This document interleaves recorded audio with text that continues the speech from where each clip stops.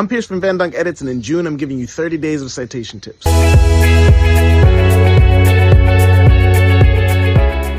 Let's say you're citing a website, but if somebody was reading your footnote for the first time, it wouldn't be clear to them that it was a website you were citing.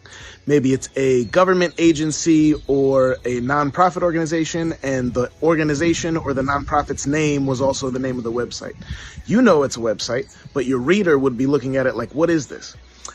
What you can do, and what Chicago and Turabian allow you to do, is put the word website in parentheses next to the website's name. You don't have to do this, but you can if you think it'll help the reader be clearer on what it is you're citing. If you want more detailed and personalized help with your citations, go ahead and reach out to us at vandunkedits.com today.